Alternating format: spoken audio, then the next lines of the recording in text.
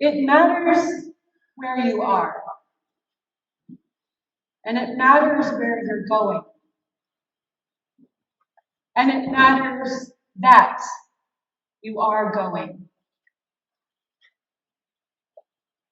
Our stories today, and in fact, in the weeks to come, have a lot to say about going.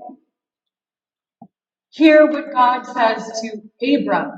Leave everything you know behind and go to the place that I will show you. And at the beginning of the gospel, as Jesus was going, as he was walking, he met a man named Matthew. And Jesus said, "Go, follow me." And Matthew started going. In the Hebrew scriptures, one of the most common verbs is the command go. In Hebrew, it's lech lecha. It occurs in many stories, including many that we will be hearing throughout the summer as we walk through a number of stories from Genesis and the book of Romans and the Gospel of Matthew. Go, go. It matters where you are, and it matters where you're going, and it matters that you are going. Now, as Jesus was going, as he was on his way, as he was walking, he saw a man named Matthew, who was at a booth.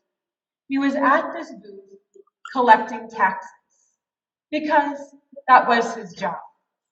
In the Roman Empire, it had to be some people's job to do the work of collecting taxes that then went back to the empire.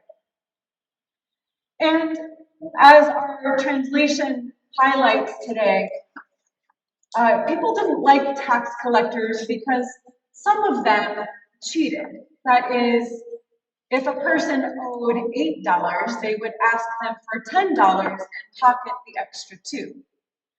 So tax collectors, though some were honest, others were not, and it happened that tax collectors had this reputation for being dishonest, for being the type of person who would take advantage of you for their own gain and perhaps their own greed.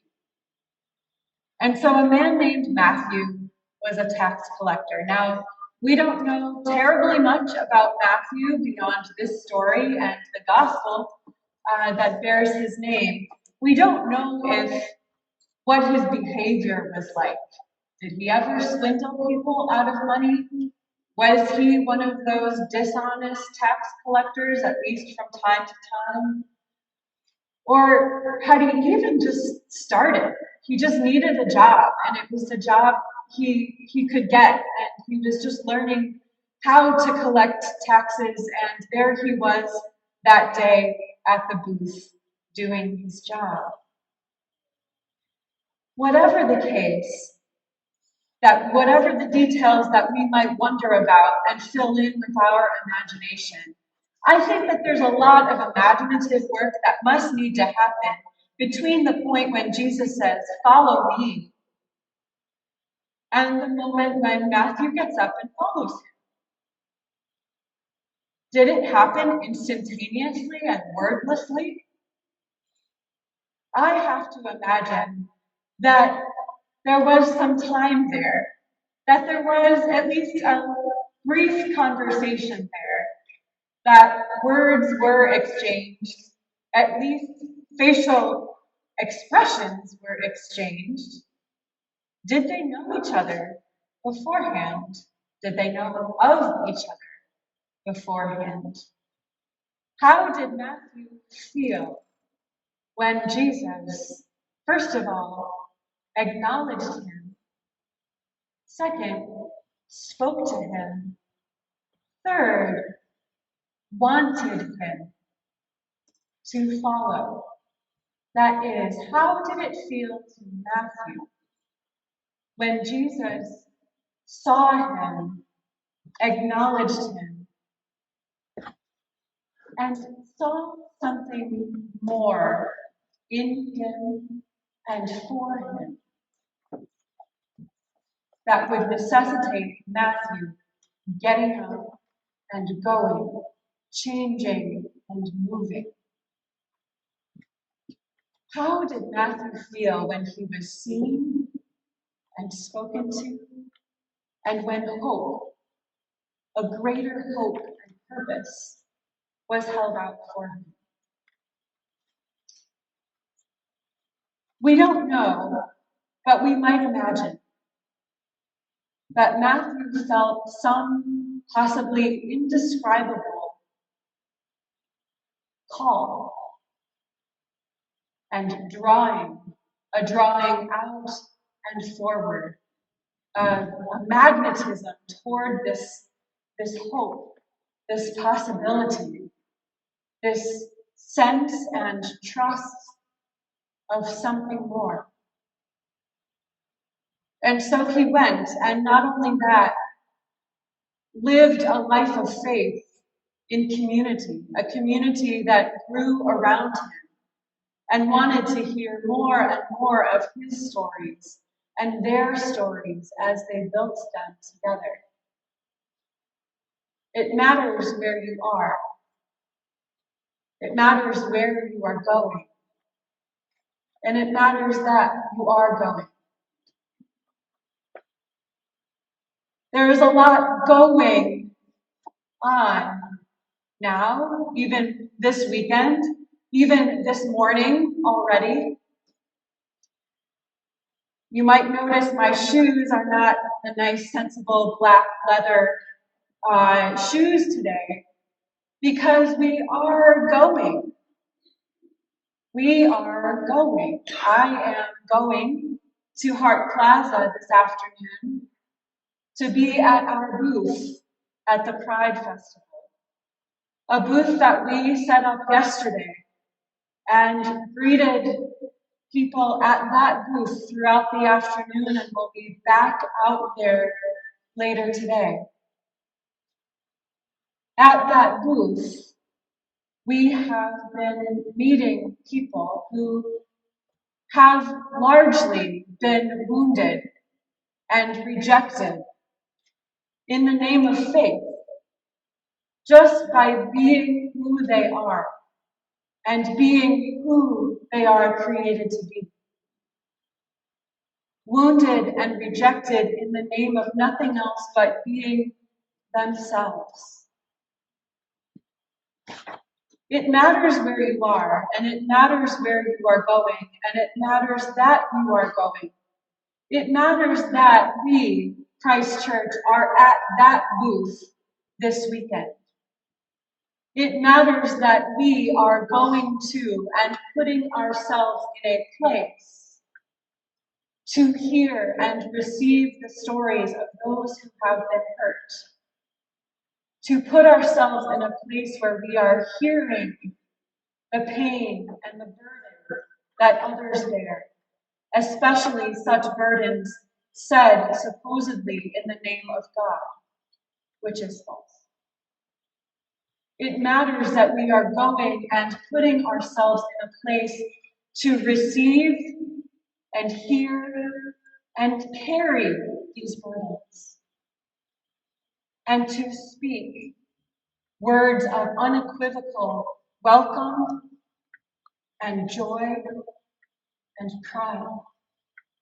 Unequivocal words of belonging and embrace and community. It matters where you are, and it matters where you are going, and it matters that you are going to the place that God calls you, to the place and places where God is calling us. We are going, we are moving, we are listening, we are learning together. It matters that when we hear the voice saying, go, be there, be here, that we go. And we, like Abram, like Matthew, like so many before us, like ourselves on any day, might have many reasons inside why we might not go. God, I am not the person you are calling. You must have had the wrong number. I am too busy, God. I have my schedule all laid out. No, it can't be me. I have things to do. Matthew may well have said all of those things to Jesus when Jesus said, "Hey, there's more. I see you. Follow me."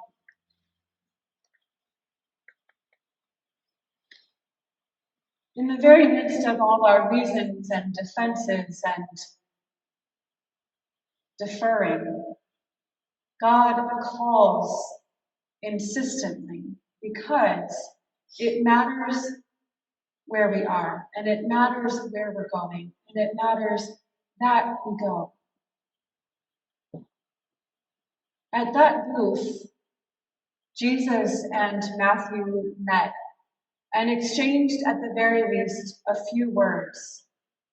We have to imagine that in that exchange, Matthew felt a sense of hope and possibility and even home that he hadn't known or heard before. When we are in the place where God calls us, when we are at the booth in Hart Plaza, when we are at the doors welcoming, when we are in our neighborhoods and our workplaces and in our schools, who's to say that Jesus won't speak a word of welcome and transformation just because we listened and placed ourselves there? Who's to say that at the booth in Hart Plaza, some person, one person, maybe more than one, might feel the hope and the possibility and the home that they had given up upon? Who's to say that God won't be working through you and through me when we listen and we go to the places where God is calling us? Amen.